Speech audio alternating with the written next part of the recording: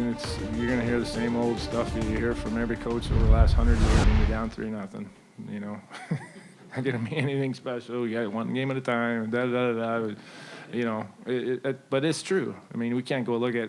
We're not going to beat them 4 times tomorrow or the next game. We got to try to win that one period and then see what happens. I mean, it's tough right now, and I told you guys. I mean, this sucks. There's no way around it. There's not going to sugarcoat it. You know, we got kicked in you know where, and it's going to hurt for a while. But then when we come tomorrow, we'll pick the pieces up and give our best effort, and you know, see what happens. It was really good early, that's for sure. We had a lot of opportunities in the first period. Probably deserved a little better, but hey, that's the way it is.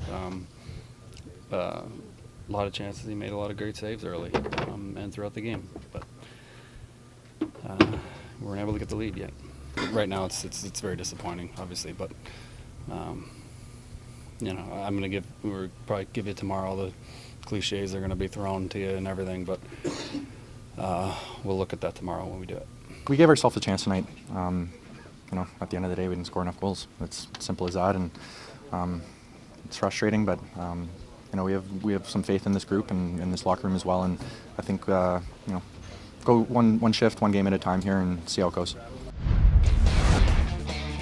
Well, you've heard from the coaches, you've heard from the locker room. Now it's time to break it down with Peter Katrumpis.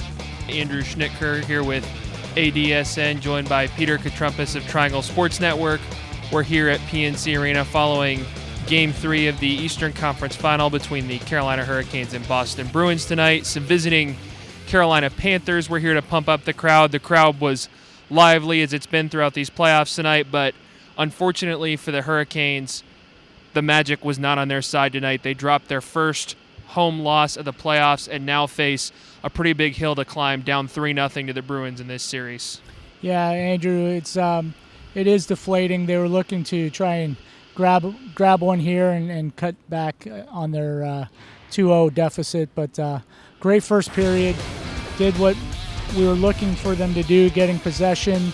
Ironically enough, didn't win the face-off battles, but they gained the possessions that they needed, and then they took advantage and turned pucks over and basically outshot the Bruins 20-6 in the first period, outchanced them. But Tuukka Rask, he was a force in that goal and more or less won the game for them.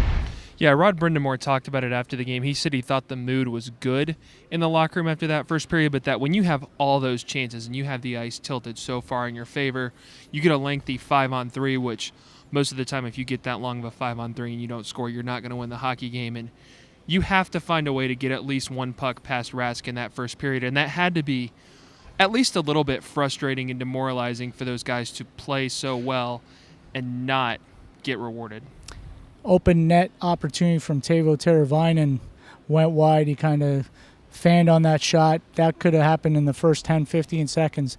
That could have set the tone in such a different way, but woulda, coulda, shoulda didn't work out that way. But we talked about the power play and the penalty kill being effective. They weren't tonight, and basically Brad Marchand took advantage and got the winning goal on the Bruins power play.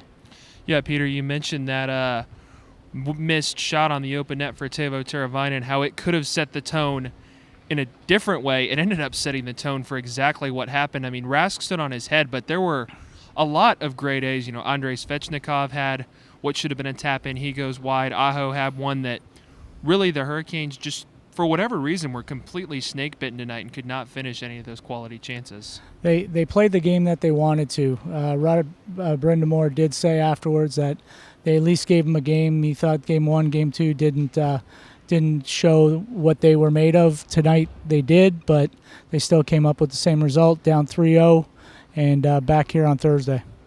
Yeah, and Brindamore mentioned it. I thought it was kind of funny in regards to my question in the postgame that he could give us any of the cliches that coaches down 3-0 have been giving for 100 years, but they are all true. I mean, the Hurricanes, they have to approach this, I think, the same way they did tonight, because I think 9 times out of 10 you play a game like that, you're going to get the result that you want, and they just have to take this one game at a time, one period at a time, try to get a puck past Rask early on Thursday and go from there.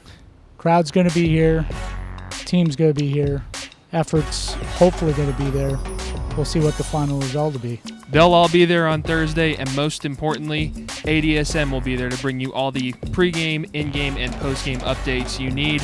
Again, I'm Andrew Schnitker here with ADSN, with Peter Katrumpis of Triangle Sports Network, and we will see you guys Thursday for Game 4.